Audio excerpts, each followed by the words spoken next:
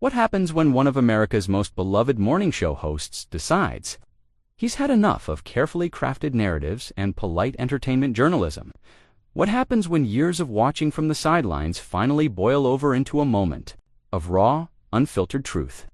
Today, we're diving deep into a television moment that nobody saw coming. A clash that left viewers speechless and social media exploding with reactions. This is the story of how Michael Strahan completely dismantled Meghan Markle's carefully constructed image in front of millions of live viewers. And trust me, you need to see how this unfolds. Make sure you hit that subscribe button and drop a comment below because this gets absolutely wild. Let's get into it. The Good Morning America studio was buzzing with its usual morning energy as Michael Strahan settled into his chair across from the Duchess of Sussex. The interview had been scheduled as a friendly promotional appearance, another stop on Meghan's media tour to discuss her latest charitable initiatives and upcoming projects. The producers had briefed everyone on the talking points, the soft questions, the comfortable territory that would make for good television without any controversy. But something was different about Michael that morning. Perhaps it was the mounting frustration he'd been feeling watching interview after interview, where difficult questions went unasked, where accountability seemed to be a foreign concept. Whatever it was, the moment Meghan settled into her chair, with that practiced smile, viewers could sense a tension that hadn't been scripted. "Meghan, welcome back to Good Morning America," Michael began, his voice carrying its usual warmth, but with an undertone that seasoned viewers might have noticed. "It's always interesting having you here because you have such a unique perspective on, well, so many things." Meghan's smile remained perfectly in place as she adjusted her posture. "Thank you, Michael. I'm always happy to be here and share what we're working on. There's so much positive change happening." "Positive change," Michael repeated slowly, leaning back in his chair. "That's fascinating because I've been thinking a lot about change lately, about how people present themselves versus who they actually are when the cameras aren't rolling." The comment hung in the air for a moment longer than comfortable, and viewers at home began to lean forward. This wasn't the typical softball opening they were expecting. Meghan's media training kicked in immediately. "Well, I think authenticity is something I've always strived for, Michael. What you see is really what you get with me." Michael's eyebrow raised slightly, and there was something in his expression that suggested he was about to challenge that assertion in a way nobody expected. "Authenticity," he said, the word rolling off his tongue with what could only be described as skeptical amusement. "That's a word that gets thrown around a lot these days. Let me ask you something, and I hope you don't mind me being direct here." "Of course not," Meghan replied, though her grip on her coffee cup had tightened noticeably. "When you left the royal family, you cited media intrusion and lack of support as major factors. You painted a picture of an institution that was, frankly, almost cruel in its treatment of you. But here's what I find interesting. You've done more media appearances in the past 3 years than most A-list celebrities do in a decade. So help me understand this contradiction." The question hit like a thunderbolt. This wasn't in the pre-interview notes. This wasn't the gentle, supportive questioning that had been promised. Meghan's smile faltered for just a fraction of a second before she recovered. "I think there's a difference between choosing your platform and having your narrative controlled by others, Michael." "Is there, though?" Michael pressed, and now his voice had taken on the edge that made him such a formidable presence. "Because from where I'm sitting, it looks like you've been controlling your narrative pretty effectively. You've had Oprah, you've had Netflix, you've had podcast deals, book deals, speaking engagements. You've told your story on every major platform available. So when you say the media was intrusive, what you really mean is they weren't telling the story you wanted them to tell, right?" The studio had gone completely silent. Even the camera operators seemed to be holding their breath. This was live television at its most unpredictable, and everyone knew they were witnessing something unprecedented. Meghan straightened in her chair, her media training warring with what was clearly rising irritation. "Michael, I think you're oversimplifying a very complex situation. When I speak about media intrusion, I'm talking about the lack of privacy, the constant speculation, the way stories were twisted." "Twisted how?" Michael shot back without missing a beat. "Give me a specific example, because I've been in this business for a long time, and have seen how stories get covered. What exactly was twisted about your coverage that wasn't true?" The question was direct, demanding, and completely unlike anything Meghan had faced in her recent media appearances. She was clearly unprepared for this level of pushback, especially from someone she'd likely assumed would be another friendly face. Well, there were many instances where context was removed, where private moments were made public. Private moments like what? Michael interrupted. Because everything I've seen reported about you and Harry has either come from your own interviews, your own social media posts, or official palace communications. What private moments are you referring to? Meghan paused, and in that pause, millions of viewers could sense she was scrambling. I think what people don't understand is the emotional toll of having every aspect of your life scrutinized. Michael leaned forward, and his next words would become the moment that defined this entire encounter. But Meghan, and forgive me for being blunt here, isn't that exactly what you signed up for when you married into the most famous family in the world? And more importantly, isn't that exactly what you're continuing to do every time you sit for another interview? Every time you release another statement? Every time you make another appearance? You can't claim you want privacy while simultaneously living your most personal moments in public. The silence that followed Michael's pointed question was deafening. Viewers across America could practically feel the temperature drop in that studio as Meghan processed what had just happened. This wasn't going according to any script she'd prepared for, and her carefully constructed media persona was beginning to crack under the pressure of real journalism. I think you're being unfair, Michael, she finally responded, her voice carrying a slight tremor that hadn't been there moments before. There's a difference between sharing your truth and having lies spread about you. Michael wasn't backing down. If anything, he seemed energized by her defensive response. Okay, let's talk about truth then. You've made some pretty serious allegations. Over the years, you've talked about racism within the royal family. You've discussed your mental health struggles. You've painted yourself as someone who was essentially abandoned by an institution. But here's what I'm curious about. Where's the accountability on your side? Accountability for what exactly? Meghan shot back, and now viewers could see the polished facade beginning to slip entirely. For the staff turnover. For starters, Michael replied without hesitation. 17 staff members left their positions during your time as a working royal. 17? That's not normal turnover, Meghan. That's a pattern. Yet in all your interviews, all your tele-sessions, you've never once acknowledged that maybe, just maybe, you played a role in creating a difficult working environment. Meghan's eyes flashed with anger.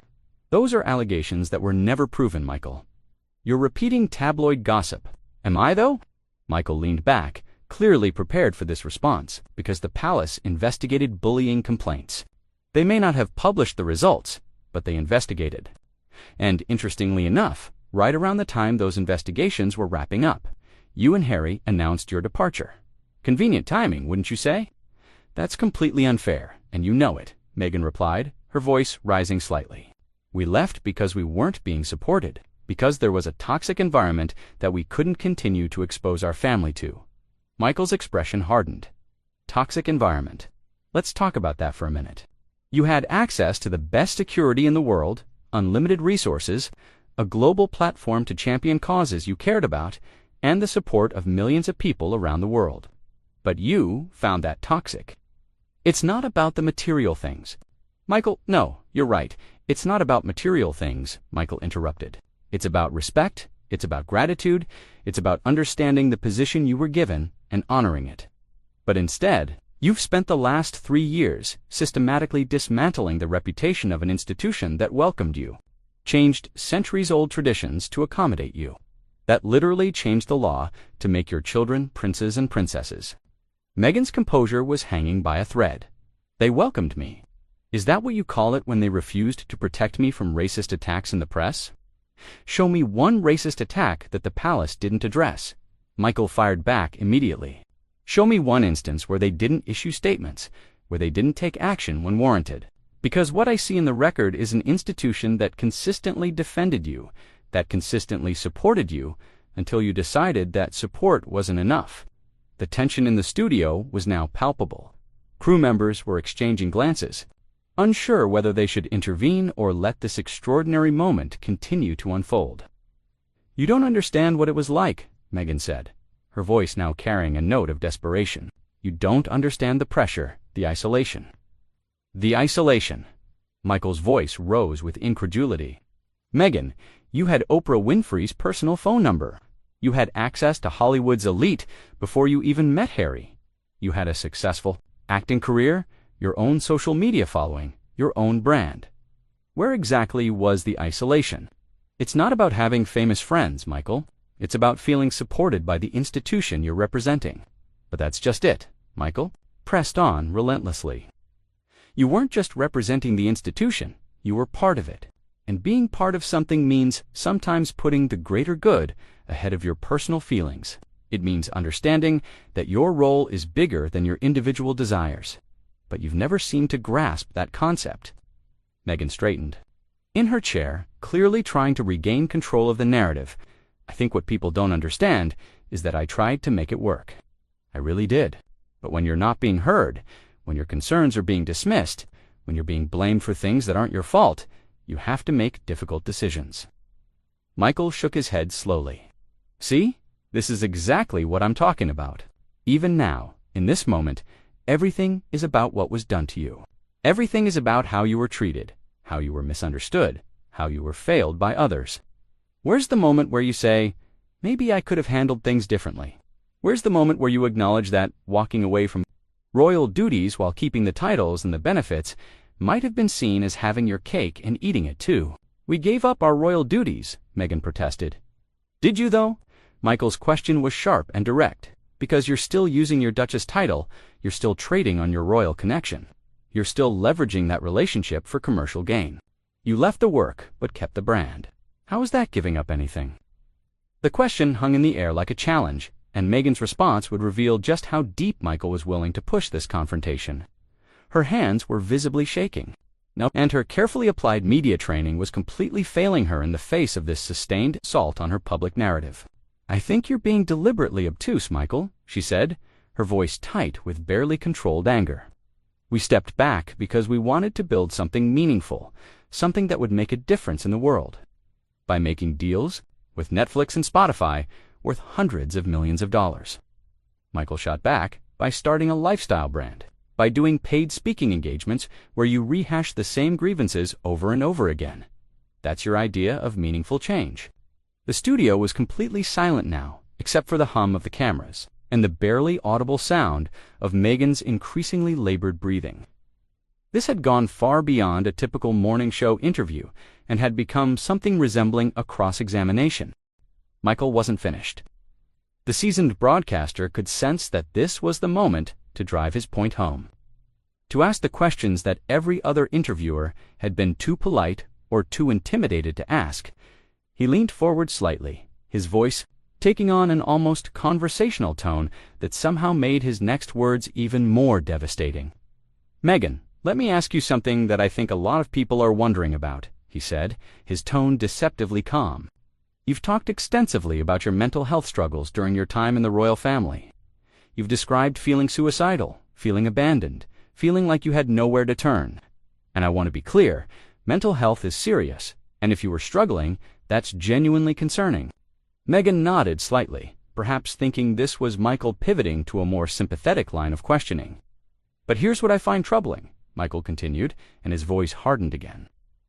You say you felt suicidal and had no one to turn to, but you also had the resources to hire the best publicists in Hollywood, the best lawyers, the best media strategists. You had the ability to coordinate a multi-million-dollar exit strategy from royal duties. You had the presence of mind to secretly record conversations and keep detailed records for future use. Does that sound like someone who was helpless and had nowhere to turn? The color drained from Meghan's face. This was territory no interviewer had dared venture into before. That's a completely inappropriate question, Michael, she said, but her voice lacked conviction. Is it though? Michael pressed on. Because you've made your mental health struggles a central part of your public narrative, you've used them to explain and justify your actions.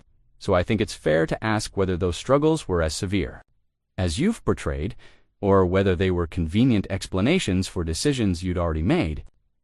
Meghan was visibly struggling now, her hands gripping the arms of her chair. You have no right to question someone's mental health struggles. I'm not questioning your mental health, Michael replied firmly. I'm questioning your honesty about your mental health. There's a difference. And frankly, using mental health as a shield against legitimate criticism does a disservice to people who are genuinely struggling. The studio was so quiet, you could hear a pin drop. Even the camera operators seemed frozen in place, unsure whether they should continue filming or intervene. "You know what, Michael?" Meghan said, her voice now shaking with fury. "I came here, thinking I was going to have a respectful conversation about the work I'm doing, about the positive changes I'm trying to make in the world. Instead, you've ambushed me with tabloid talking points and conspiracy theories." Michael's response was swift and brutal. "Tabloid talking points?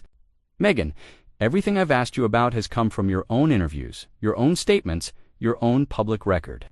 If asking you to account for your own words and actions feels like an ambush, maybe the problem isn't with the questions."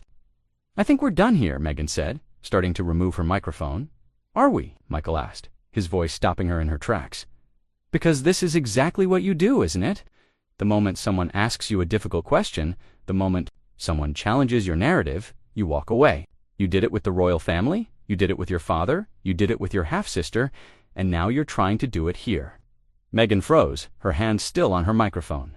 "Excuse me, you heard me," Michael said, his voice now carrying the full weight of his authority as a broadcaster. "You have a pattern, Meghan. When relationships become challenging, when people don't give you exactly what you want, when you're held accountable for your actions, you cut them off.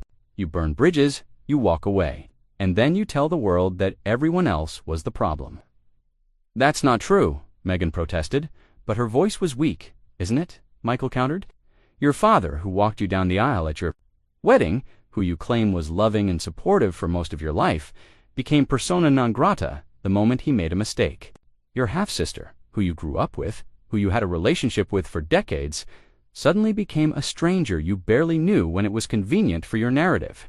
Staff members who worked for you became liabilities to be discarded. And, ultimately, an entire family, an entire institution that embraced you, became the villain in your story when they couldn't give you everything you wanted on your terms." Meghan was silent now, her face a mask of barely controlled rage and humiliation. Michael leaned back in his chair, his voice taking on an almost paternal tone. "Here's the thing, Meghan. I think deep down you know that your version of events doesn't hold up to scrutiny. I think you know that you've built your post-royal career on grievances that don't quite add up, on victim narratives that don't quite ring true, and I think that's why you've been so careful to only do interviews with people who won't challenge you, who won't ask the hard questions." "You don't know anything about me," Meghan whispered, her voice barely audible. "I know enough," Michael replied firmly. "I know that you had opportunities most people can only dream of, and you threw them away because they came with responsibilities you didn't want to accept. I know that you've made millions of dollars by essentially burning down relationships and institutions that tried to support you. And I know that at some point, someone needed to look you in the eye and tell you that your behavior has consequences." The final moments of this extraordinary encounter played out in almost complete silence. Meghan sat frozen in her chair, clearly struggling to process what had just happened. Michael maintained his professional composure, but viewers could see the satisfaction in his eyes at having finally asked the questions that needed to be asked. "Ladies and gentlemen," Michael said, turning to face the camera directly, "that's what real journalism looks like. That's what happens when someone is finally held accountable for their public statements and actions." As the cameras continued to roll, Meghan finally stood up, removed her microphone completely, and walked off the set without another word. The studio erupted in chaos as producers and staff tried to figure out what to do next, but Michael remained calm and professional throughout. This interview would become legendary in television history, not just for its confrontational nature, but for the way it demonstrated what happens when carefully constructed public personas meet real journalistic scrutiny. It was a masterclass in holding public figures accountable, and it left viewers across the country talking about it for weeks to come. What did you think of this incredible showdown? Did Michael go too far, or was this exactly the kind of accountability we need more of in celebrity interviews? Drop your thoughts in the comments below, and make sure you subscribe for more content like this, because we're just getting started with these deep dives into the moments that define our culture.